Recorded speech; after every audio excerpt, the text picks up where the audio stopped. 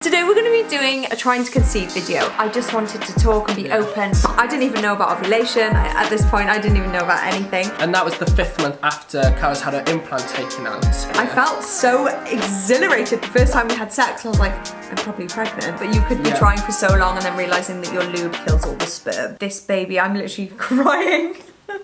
It's just really hard and really heartbreaking each time. Let's do some more Mila content soon, guys. Maybe like buying Mila everything she wants. Hello guys! Hello. I always say hey. Hello guys! Hello there! Why hello Jill! Hello guys, welcome back to our channel. Today we're going to be doing another sit-down video. We just love the sit-downs. We love a chit-chat. I love a chit-chat. It's really nice. Get your hot drink, you get your coffee. Basically, yeah, Carys is like, come on, let's start the video. And I'm like, just making my tea. Literally can't do a sit-down without a hot drink. Both of us. I know, I miss having tea and coffee. Isn't it? It is. Welcome to our video. So today we're going to be, welcome to our channel. Today we're going to be doing a trying to conceive video. This has been probably the most requested video. We're not going to show anything physical. We're not going to act anything out. We might, you know, know how to make so if you're here for that, if you've kind of clicked on this thinking that's happening, literally it's not.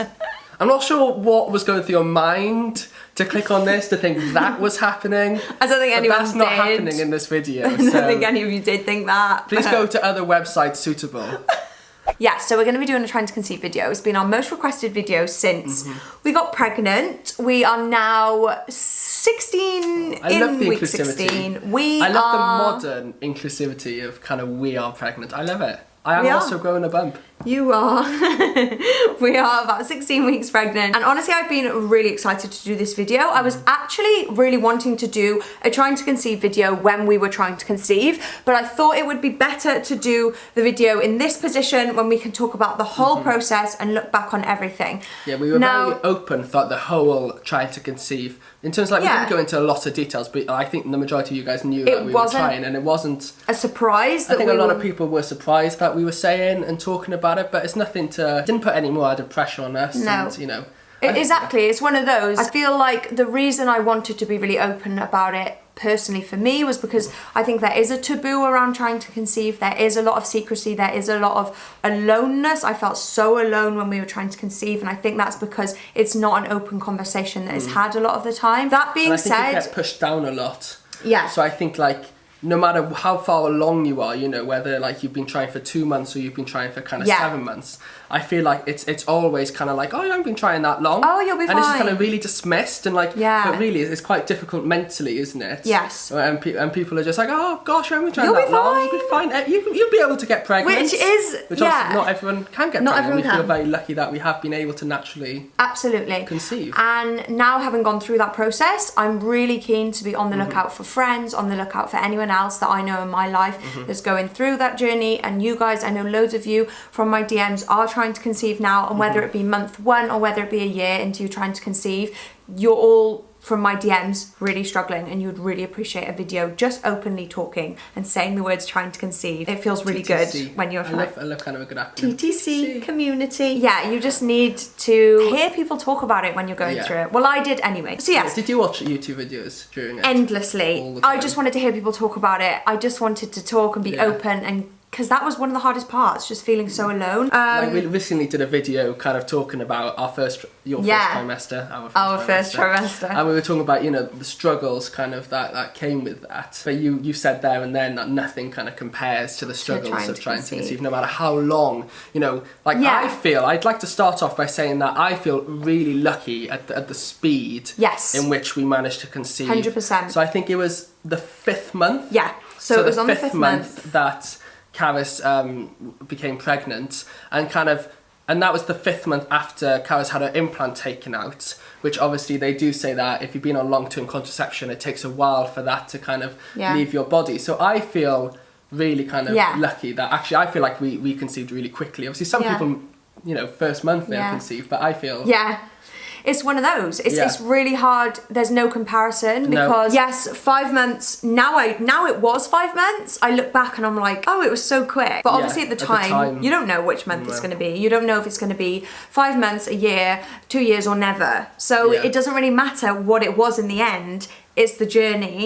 But then I will also say that if you are on a long trying to conceive journey and you do find this video frustrating, I totally understand that, and I want you to know that please just turn the video off at any point if this is triggering for you or it's upsetting, because I get that. I get that if you've been trying for years or you've been trying for however long, you might find someone else talking about their struggle when you knew it only took them 5 months, frustrating and upsetting. So please always put your mental health first on your trying to conceive journey and just do what feels right for you. Really well said. There is literally no comparison game. To some people, 5 months, when I say 5 months, they're like, wow, that's long. I got pregnant on my first literal time of having sex after coming off contraception. To some other people, it took them years. So there's no comparison. And even to people it took years, some people take 10 years. So where's the line? Like, there isn't one. So and then some people can't naturally conceive. Absolutely. And then, it's just whatever feels right for you. If this video feels like a good thing to watch, then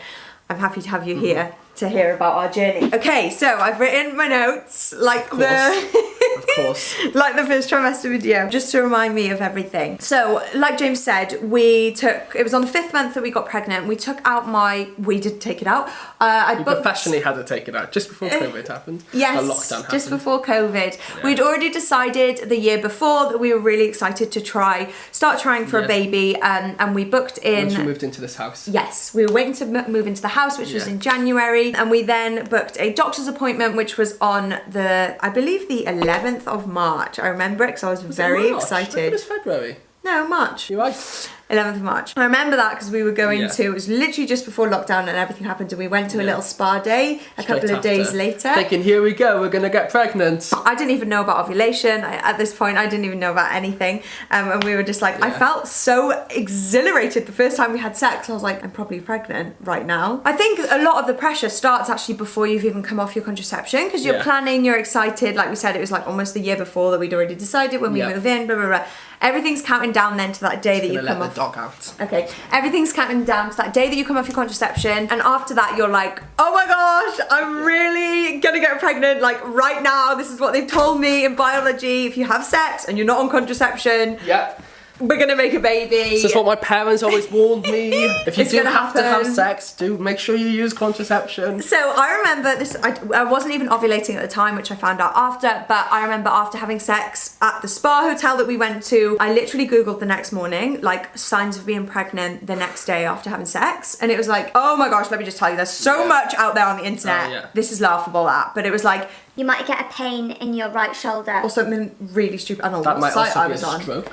Yeah, potentially. So yeah, I was excited and potentially slightly naive about the whole trying to conceive thing. We were both very naive, weren't we? Yeah, I think so, but I think that's nice, and I wouldn't take that away from anyone. If you want to go down a route of being just like not looking into ovulation, not looking into anything, and just coming off a contraception, having sex whenever you feel like it, I would recommend that. Do that. If that is for you mentally, do it. That's not what I meant by naive. No, I know. Yes. I know. I know. Anyway, it wasn't very long into month March. We were at the spa day, and I remember talking to one of my best friends on text.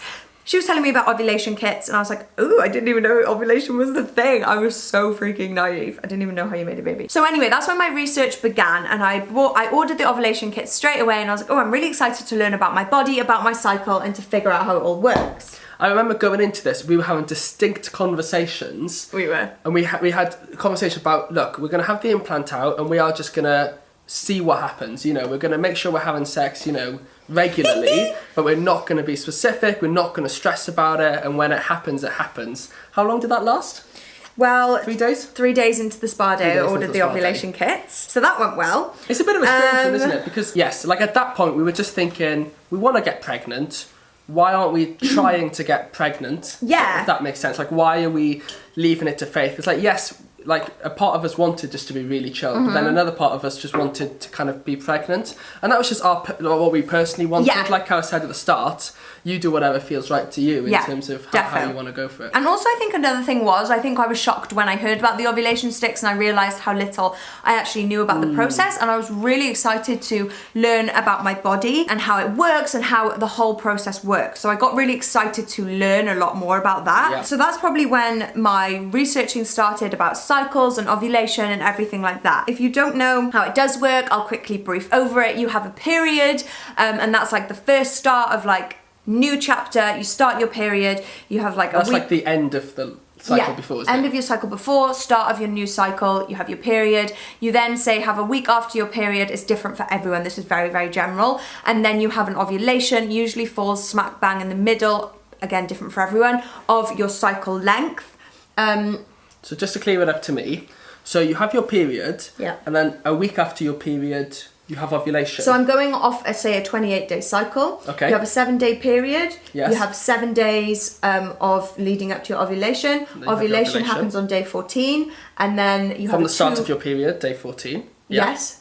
Sorry, everything's marked from The first day of and your then you period. have a 2-week wait from Yeah. ovulation to day 28 of your cycle when you come on your period again. Yes. So the day you ovulate, which is the center of your cycle, again I'm just talking generally, is the day the egg comes out. You can have sex Fallopian tube.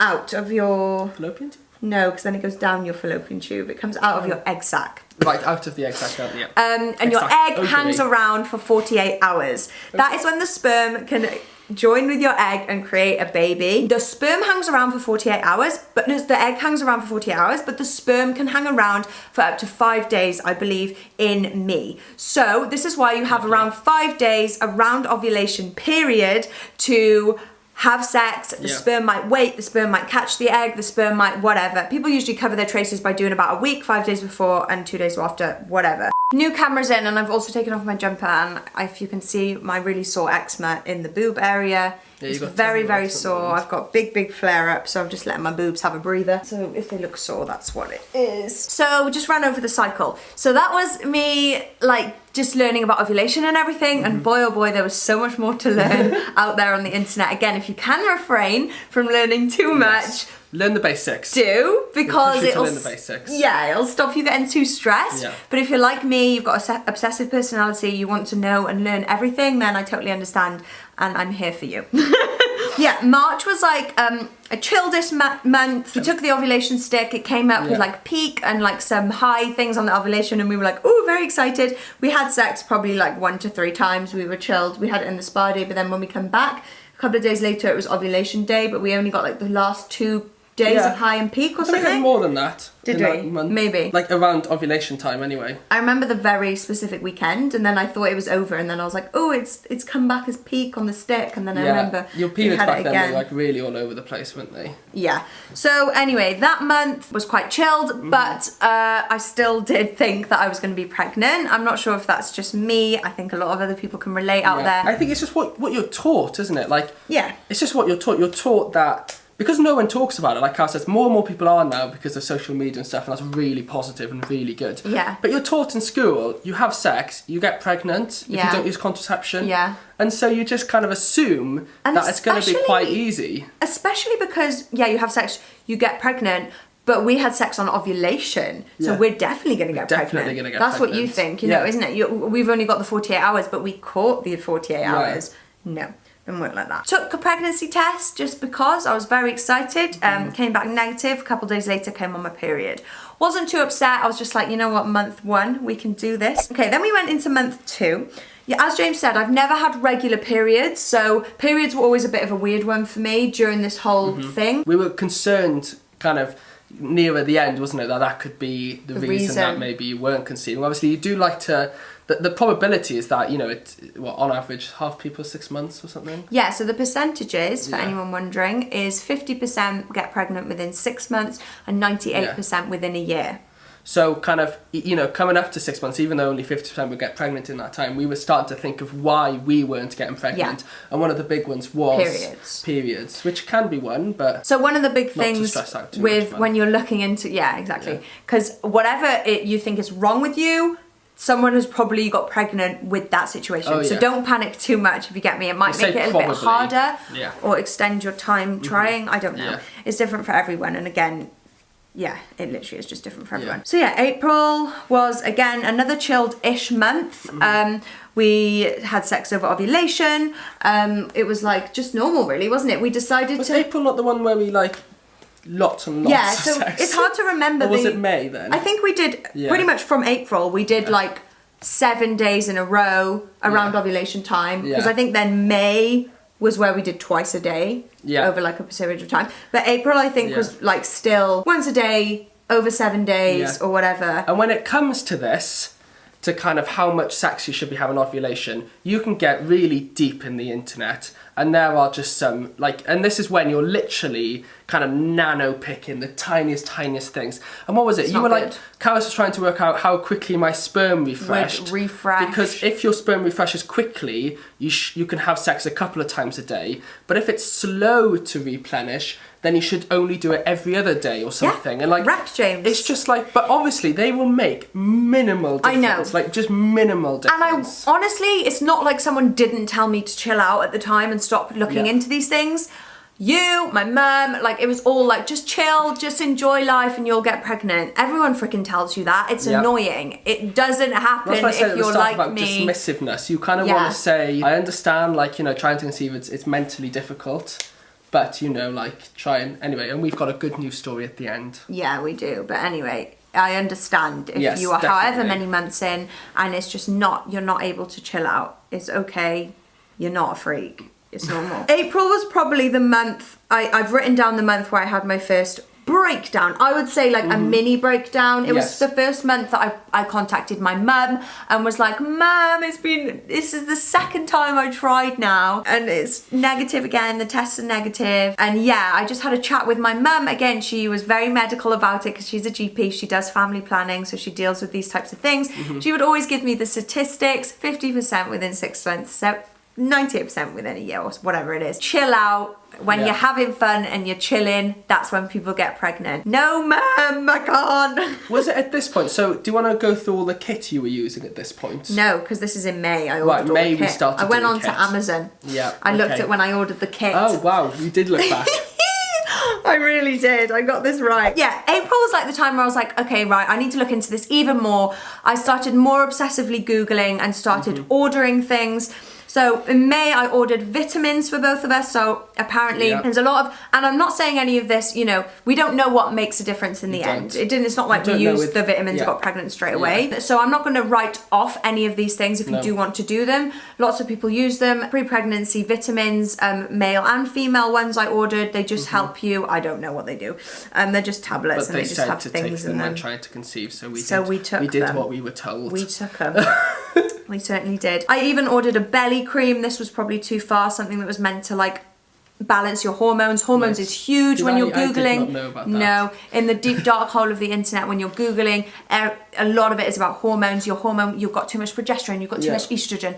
No, don't look it up. You're just fine as you are. If you need help later on, you can look into it with and if it help. takes you, you know, if you're a year trying, then you know you can go to your GPs and get checked out. In the UK, I know it's different for people. In the UK, if you've been trying for a year, then the GP will see you to kind of look into anything. I never found that helpful because I was Knowing like, that. I want to wait a year. Well, we were so young. I So, know. Yes, That's also something I never found helpful. Yes. Don't worry, you're young, you've got loads of time. Yeah, no, I know. No! Anyway, so I ordered belly cream. The other thing I ordered was preseed lubricant. If you are, I know this is like, oh my god, cringe, lube. It's like, no, it's just facts.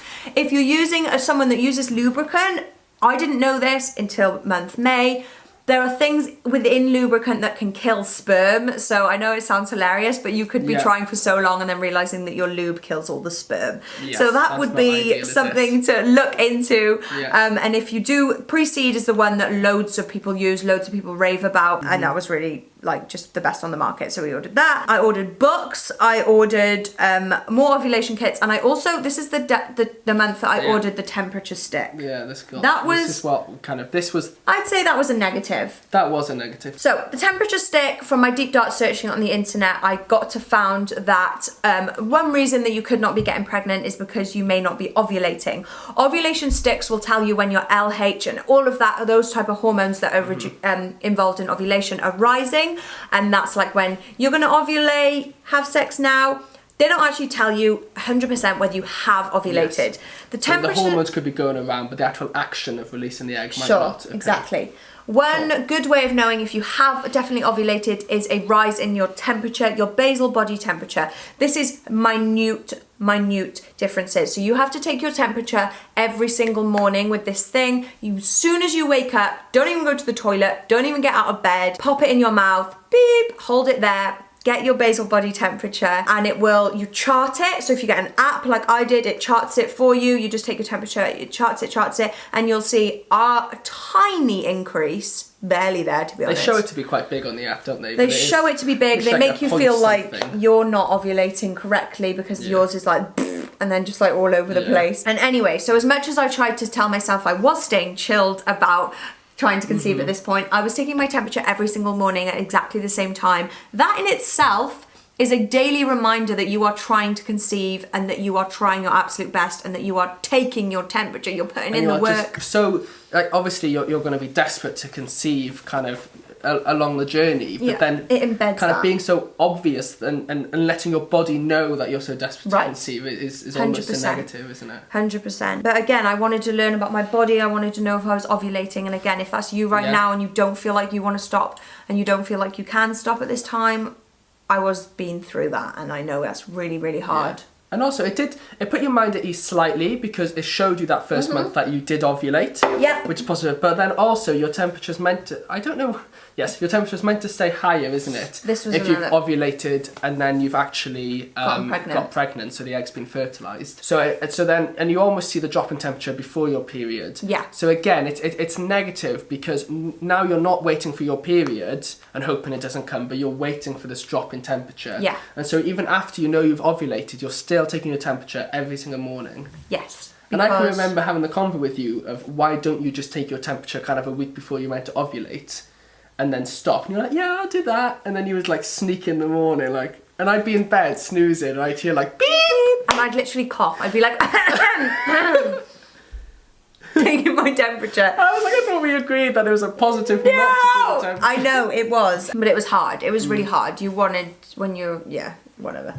So anyway, month May, I remember it very well because it was around my birthday time. I was really excited. But anyway, I think month May was the month that I had that unexpected bleed halfway through my cycle. Yeah. Which was when my obsession started with implantation bleeding. But now, looking back, I don't know, this could have been an implantation bleed, it could have been a hormonal bleed, it could have been a very early on miscarriage, it could have been anything. But I had quite a large bleed halfway through my cycle. And anyway, that can be a sign of implantation bleeding, and that just brings me on to symptoms. I got obsessed with symptom checking, obsessed with thinking within that 2-week wait, what could tell me that I was pregnant before I missed my period. And I'll tell you now, nothing did on the actual month that I was pregnant. I had no symptoms, no implantation bleeding. Only 20% of people get implantation bleeding. But people like to cling on to that one. I don't think it's people, is it? I think it's, if you get it once, you're not more likely to get it again. I think it's random. It's random. So it's not like if you're a person. No, exactly. It's random. So you might have it for one pregnancy, kind of pregnancy, not for the other. Implantations bleeding is when the egg implants into your, what's it called? The wall, your uterus wall or whatever. And it causes a little bit of agitation and causes a bit of bleeding.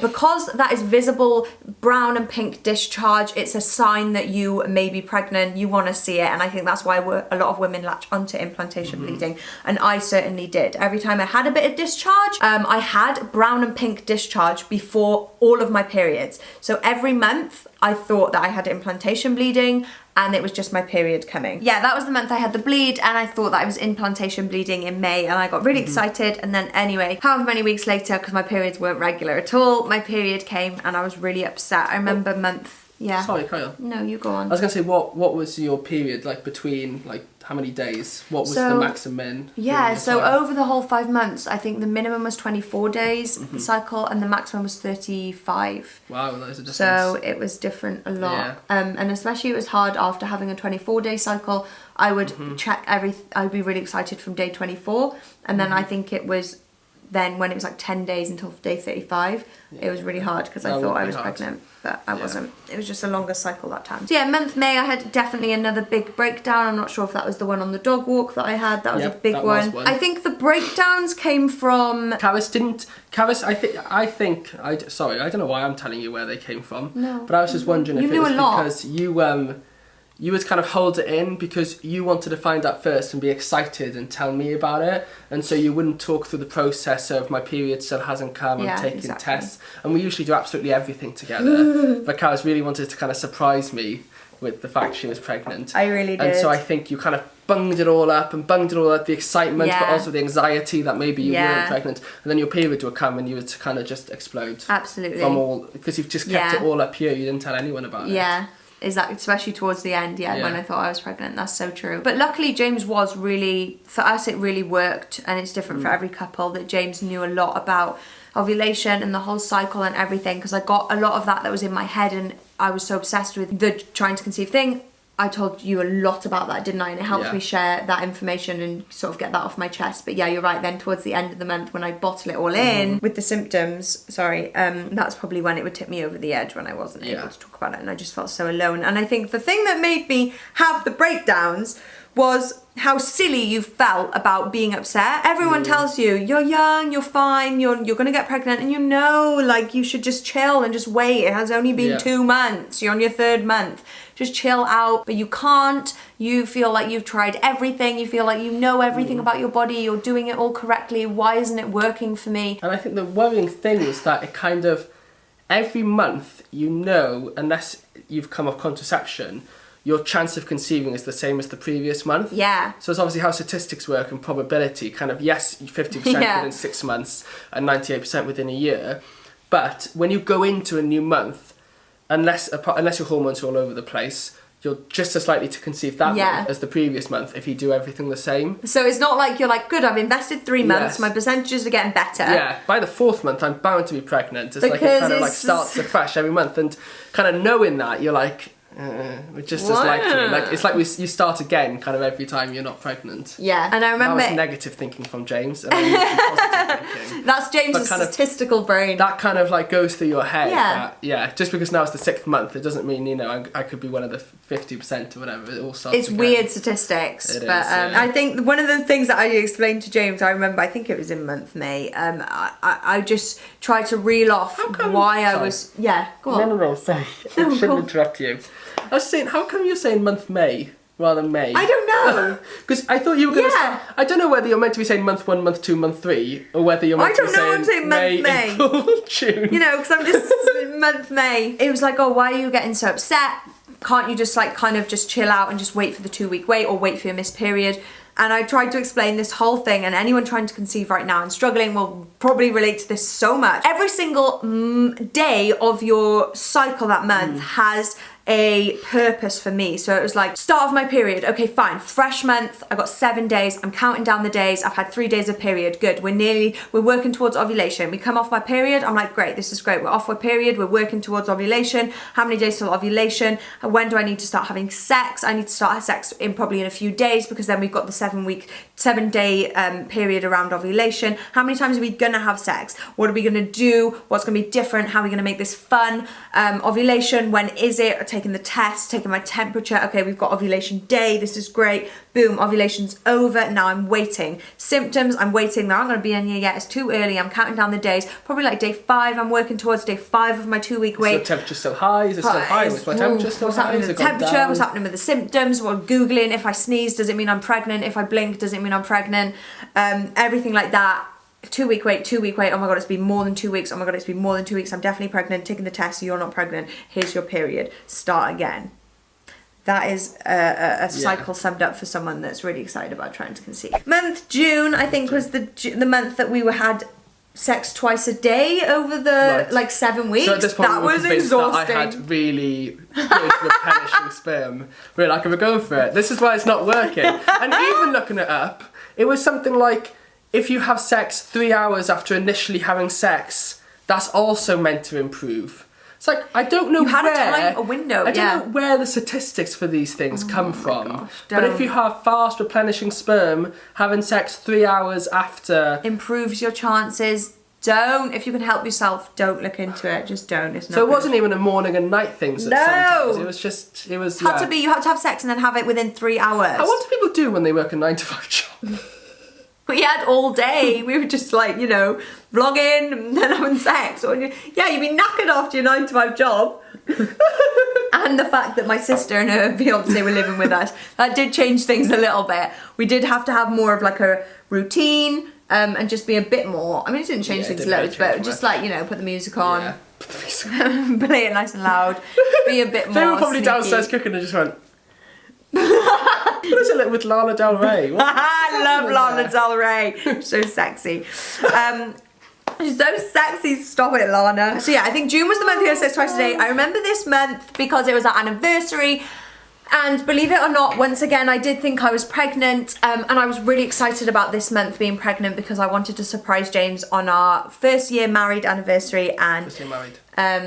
First year anniversary. First year wedding anniversary. I know, we celebrate our getting together anniversary, which isn't really... 6 years. Yeah, when are we going to stop celebrating that? Never. Never. And they're only a few weeks apart, so... Yeah, they are. Yeah. They're nice. They come together. I'm like 6 years together, 1 year married. So yeah, I was really excited for that. I'd sort of come up with this whole idea before I even knew I was pregnant of how I was going to tell James on our anniversary. The day before, our anniversary is on the 28th and I came on my period on the 27th. And that was a really hard day, but looking back, it was the best day ever because it was the beginning of the cycle of the baby that is in my tummy that's now. Such a nice way to think of I know, it makes me emotional. So yeah, that was the day that my period came and this baby, I'm literally crying. You're just reliving it. No, I'm not. No, you are crying. No, I know, That's just I'm not. another lie. Oh my god, this is so funny. So it was the day that the new cycle started for the next month, but at the time obviously you don't think of it like that. It's just really hard and really heartbreaking each time, but now I look back and I always remember the 27th because that's how we measure the day of how many weeks is this new baby. So it's now been like 16 weeks since that day. On that day when I came on my period, obviously we had our anniversary, which was lovely, and it was actually a really nice distraction from all that.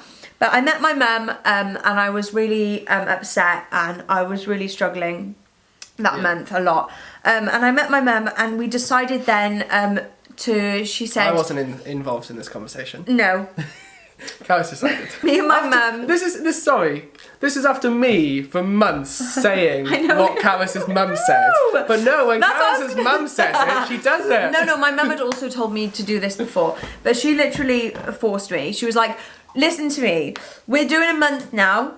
2 months, she actually said. Of no tracking ovulation. We're not tracking temperature. She was like, I don't want to hear about it. It's not happening. Stop using your temperature stick. Just go and enjoy your month. Just enjoy it. Have sex when you want to have sex. Have fun. It was hard. It was really hard. I was really feeling anxious about not tracking. I was feeling anxious about not taking my temperature and everything like that. And I kept kind of trying to say, maybe I could just take like 1 day and see if I'm ovulating, or just like, you know, do the ovulation sticks when I know I'm around the time just to check I am nearly ovulating. No, nothing. You're not doing anything. You forced yourself not to. Silly girl. I did nothing. So you didn't secretly I didn't take my temperature stick with me because we went to pick up the car. We went away for a couple of days and that actually fell around the time of ovulation. I don't know if it was ovulation because I didn't take my sticks, but it would have been roughly around the time of ovulation. That or 2 weeks later. With your cycles. Yeah, with my cycles.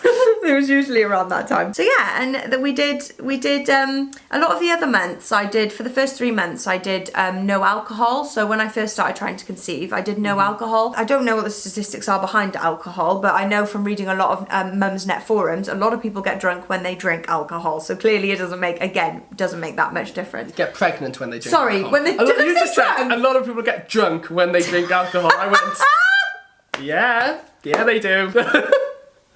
Oh my god, a lot of people get pregnant when they drink alcohol. So again, what we're not advising here No. is to get drunk to get pregnant. That is absolutely not. And like during it's not that gonna month, Carys we did drink some alcohol, but obviously we weren't getting drunk. we weren't actually getting drunk. It was no. just very relaxed, you know, a beer with Yeah. dinner, that kind of thing. So that's what I mean. I think yeah. when if you were used to having a beer with dinner and maybe a glass of wine, and during when you're trying to conceive, you restrict it. So you're like, oh, I really fancy a glass of wine, but I can't because I'm trying to conceive. That can feed in a negative thing of the whole, like, you're really trying, trying, it's not going to happen kind of thing. And each month can seem harder when your life's getting put on hold. So yeah, it was almost just that we just had a couple of drinks. Yeah, it's in like we got takeaway when we were away, and like we'd have a beer with our Chinese. Yeah, and it's kind of like we just had fun together.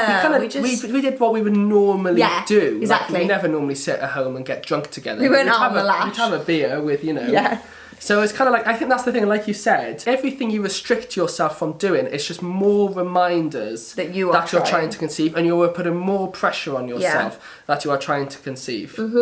So exactly. And kind of that felt like such a normal holiday, didn't it? Yeah, it was so nice. It was really lovely. We just had fun. We had great sex. We just had it because we wanted to, and it was just the best fun. And funnily enough, that was the month that we did get pregnant. Yeah. Frustratingly, I didn't want that to be right, because at the time I was like, people always say that and it's just not going to be true because I'm going to be tracking and finding out and blah, blah, blah, blah, blah.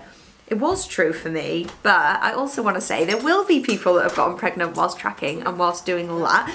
So if you don't feel like you can step away from those things, it's not to say that you won't get pregnant whilst doing them. It's just really good if you can step away from them for a bit, or encourage yourself to just have more fun. But then also it can then be really disheartening when you do that and you're still not pregnant.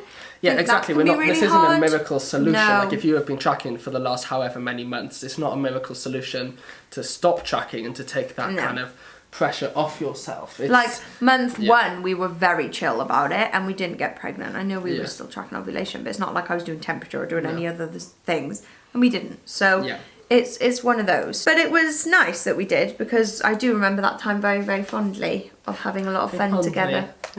Okay, I thought we'd just finish by answering some of your guys' questions. So during this month then, you weren't doing your ovulation and you weren't doing your temperature.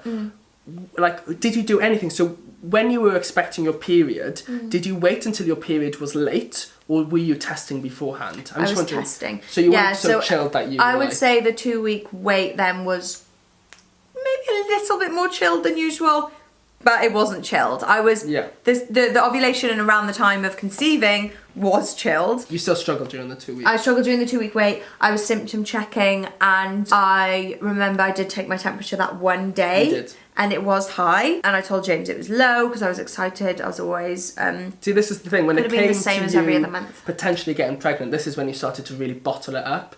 And the rest of the month we were great. We used 100%. To chat through everything. But then as soon as you thought you might be pregnant, you started bottling it all up. And that's then when you weren't pregnant. It was just... So I think if you can have someone to talk throughout the whole... If you want to surprise your partner with the pregnancy like Carys did, and it was such a lovely surprise. But if you wanted to surprise your partner and you don't want to talk to them, then, you know, hopefully maybe you'll have a family member or a really close friend that you can talk to. Because I think you just need to try to get it off your mind. Yeah, because that is... I hadn't even thought about that till you said that in this video, but that is probably so true about bottling in that last bit. So I definitely was, and then I took a couple of tests. They were negative, and I, as you guys saw, if you saw my finding out I'm pregnant video, I took quite a lot of tests, and then I kept taking them, and then I was eventually pregnant, and I was ecstatic about it. Ecstatic, darling. Ecstatic. But I didn't have any symptoms. I had 0. And then I think no sore boobs, no nausea, no nothing. And then I think as soon as you got pregnant, we kind of looked back and went, it's pretty quick. That was quick. Yeah. That didn't take long at all. No. Immediately. Literally immediately. I think immediately we felt so appreciative that it took 5 months to get pregnant. Yeah, because... Like, we felt like... Yeah. Like, you know... How I think because of how difficult those 5 months were, it wasn't like we suddenly forgot about how tough it was, but because of how difficult each month was during that 5 months, we were just so appreciative it hadn't taken longer and that we were able to get pregnant. Yeah. And I think when you're in the cycle, the months are tough, and you know, so yeah. Yeah. That's anyway, so true. Yeah. But just know that when you get to the end, and if it does happen, then I should have at the time, and I didn't.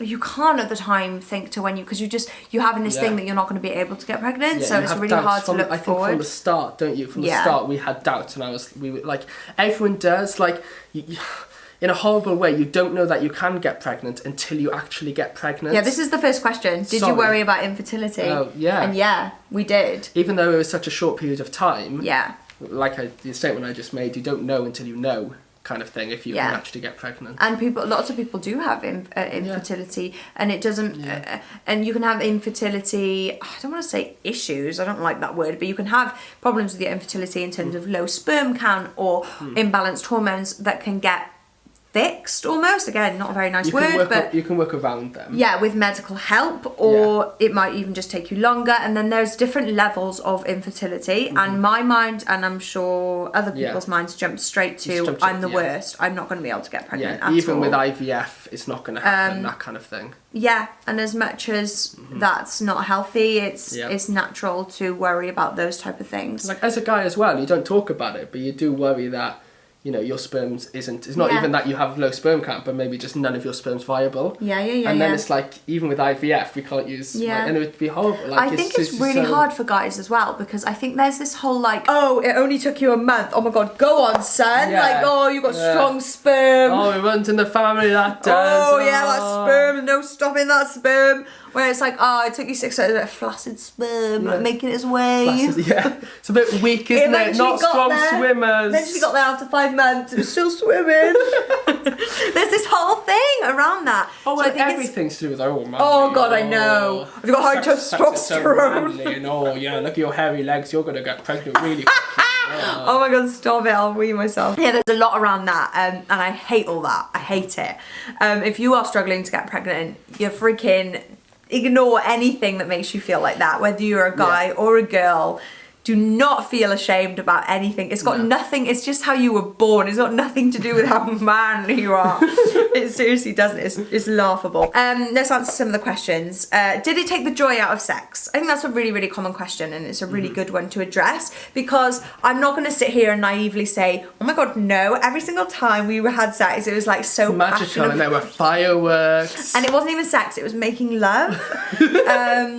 So, no, it's not true. Obviously, we took steps to try and enjoy it, didn't we? Yeah, like you always, I think, yeah, we enjoyed sex, but it wasn't as enjoyable as... No. Like, sometimes it was, but like a lot of the time it wasn't as enjoyable as if you were just spur of the moment having sex. Yeah, so it's going to be different again for every couple, depending on how often you have sex and whatever your sex life is like. Mine and James's sex life, we're very much like, we have sex when we want to. That sounds weird, but like... it's very much like in the moment, like we might go like a week longer without having sex. We can go long periods of time, but if we're not in the mood, we're not going to have sex. When we are in the mood, we have sex and we enjoy it. Do you know what I mean? Rather than like it being we can go over a week without it, and then we have 2 or 3 or 4 days in a row. Yeah, it's a bit so it's whatever we fancy. Yeah. So going from that to having if I've done an arm day, after an arm day, we've got a few days of sex, and then it's until I do my next arm. But when you're feeling good. So yeah, then having that restriction of within a week have sex, blah, blah, blah. Yes, it's going to seem more timely and sort of. Oh, you can't go to the gym, you have to have sex. You don't have time to go to the gym, James. It would be a case of we'd be driving home from a dog walk and being like, oh, we haven't had sex yet today, maybe we should. It's those type of conversations. Don't worry about them though. Like, yes, you might have to schedule sex in, but then you can make it fun when you get to the bedroom. Exactly, that's the point, isn't it? Like, you do, it's like often you don't you're not in the mood for sex then, but you have to go, right, after we shower, we'll have sex. Let's and then get obviously it on. when you get to it, it's usually very... It's enjoyable and you have the fun there and then. At the time of having sex, this was another question I hadn't written down. People were wondering whether it ruined the actual sex. It didn't in terms of, I wasn't at the time thinking, I hope you put a baby in me. Like, I wasn't thinking that. I was just enjoying the sex. Yeah. And then as soon as it was over, yes, you would, and I'm sure many of you do if you're trying to conceive, pop your legs in the air, get that sperm going. You do I'm not sure immediately. on statistics of this, is it? Yeah, Oh, defo. okay. Like, there's Okay. defo about that. Get your legs up, girl, for at least 10 minutes. No, I'm joking. I don't think I even did that on the month that we got pregnant. No, I don't think you did.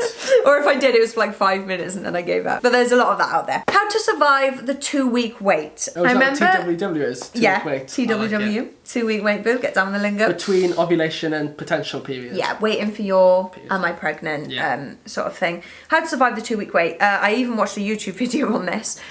Specifically on how to survive the 2-week Yeah, wait. because I was struggling so much. So it You said, need to go to the toilet. oh yeah, I'm actually busting as Oh. well. No, you go. Okay. Shall I talk about You this? start the talk on Yeah. 2-week wait and I'll finish it. You'll finish it. Oh, you're not going to know anything about 2-week wait, my love. So how to survive the 2-week wait. So a really good thing that I read was about trying to remind yourself that you are not just your value, your worth as a person, your human being is not totally revolving around having this child and getting pregnant. You're still you still have hobbies, you still have things that you enjoy doing, and honestly, when you're trying to conceive, all of those can be taken away. You can just feel totally and utterly consumed by this and just feel like your only worth is coming from this positive pregnancy test, which I'm desperate to have, and you can feel worthless when that's not happening for you.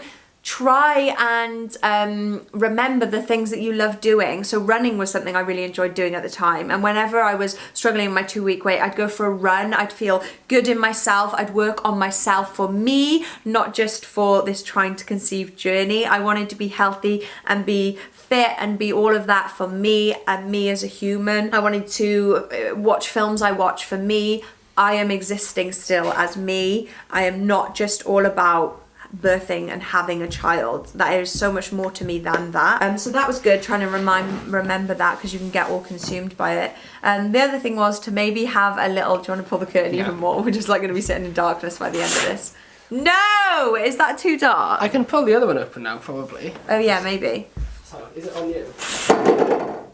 Oh my gosh, that is so bright. Sorry if the lighting's just gone really horrible and not very it's nice daylighty. Yeah, you always think it's alright. It could be pitch black and you think the ring light lighting was I look alright. good in pitch black. So yeah, the other thing was my mum used to bring me snacks when my period came, so it's quite nice to set up like maybe a little drawer for yourself of like a face mask, a bubble bath, some chocolate, some things that when your period comes you can say, fresh start, new month, I'm going to treat myself, I'm not a failure, I am enough. And you can treat yourself, can't you? That's what, like you said, you can be like, okay, when my period comes, I'm gonna have a me evening, and I'm gonna like look after myself, and pamper myself. Yeah. If that works for you, obviously, other people might prefer to kind of surround themselves with friends or and have a family cry. and Don't be worried about having a cry. Have a breakdown. It'll make you feel better if it does. That's the thing. I think if up to that point you feel like you need to have a breakdown, it's kind of almost too late to do anything about it. I think you need to have that breakdown to get over it. Yeah. And then hopefully try to put things in place for future months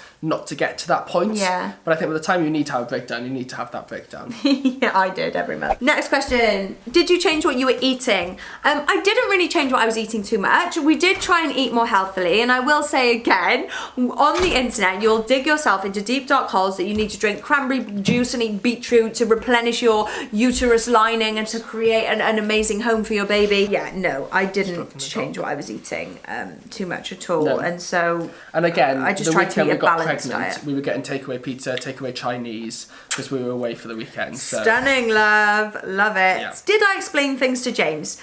Yes, I definitely had James. This is going to be different for every couple. I know a lot of couples would rather just do it all on their own and not involve their partner in, you know, ovulation and all of that. I totally get that. For me, I told James everything. I can't keep my mouth shut. I love literally. it. I Oh love my being god! able to Look how do. cute this is. There's stickers in the back of this notebook. James loves. He's like really interested in stuff like that, and he Yes. was really intrigued by it I all. love and being in the know. I hate being in the dark. Yeah, especially so- when it comes to us. yeah, it was nice to share that journey with you in so much To detail. help and support you through it. Thank you. You're the best support I could ever ask for. How do you get your partner to understand?